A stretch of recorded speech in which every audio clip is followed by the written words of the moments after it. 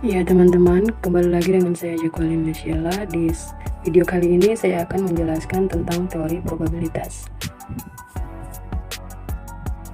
Ya, ada 4 poin dalam teori probabilitas, yaitu yang pertama, konsep dasar probabilitas, yang kedua, pendekatan dalam probabilitas, ketiga, sampel dan kejadian, dan yang keempat, probabilitas bersyarat.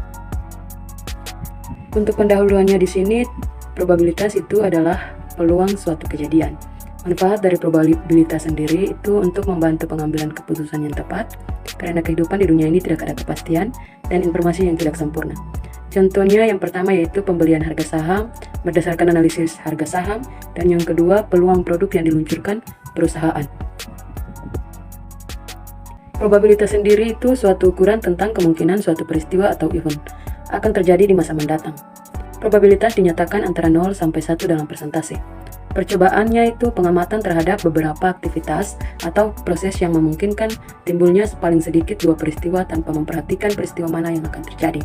Hasil atau outcome itu suatu hasil dari sebuah percobaan, sedangkan peristiwa atau event sendiri adalah kumpulan dari satu atau lebih hasil yang terjadi pada sebuah percobaan atau kegiatan. Contohnya di sini percobaan itu pertandingan sepak bola Persita vs PSIS di Stadion Tangerang 5 Maret 2003. Hasilnya itu Persita menang, Persita kalah seri, Persita tidak kalah dan tidak menang. Untuk peristiwanya itu Persita menang. Poin kedua yaitu pendekatan probabilitas. Untuk pendekatan probabilitas sendiri ada 3 pendekatan. Yang pertama yaitu pendekatan klasik, pendekatan relatif, dan pendekatan subjektif. Untuk pendekatan klasik, definisinya di sini setiap peristiwa mempunyai kesempatan yang sama untuk terjadi. Rumus dari pendekatan klasik itu probabilitas suatu peristiwa sama dengan jumlah kemungkinan hasil per jumlah total kemungkinan hasil. Percobaan di sini kegiatan melempar uang, hasilnya itu 2. Yang pertama 1 muncul gambar dan yang kedua muncul angka. Probabilitasnya itu 1/2. Yang kedua pendekatan relatif. Definisinya di sini probabilitas suatu kejadian tidak dianggap sama, tergantung dari beberapa banyak suatu kejadian terjadi. Untuk rumus pendekatan relatif, probabilitas suatu peristiwa sama dengan jumlah peristiwa yang terjadi per jumlah total percobaan. Contoh dari pendekatan relatif di sini, pada wisuda sarjana tahun 2023 dari 900 orang mahasiswa, 520 lulus memuaskan, 290 lulus sangat memuaskan, dan 85 lulus terpuji. Maka probabilitas mahasiswa lulus memuaskan adalah 500/900 sama dengan 0,58. Sedangkan yang lulus dengan sangat memuaskan 295/900 sama dengan 0,33.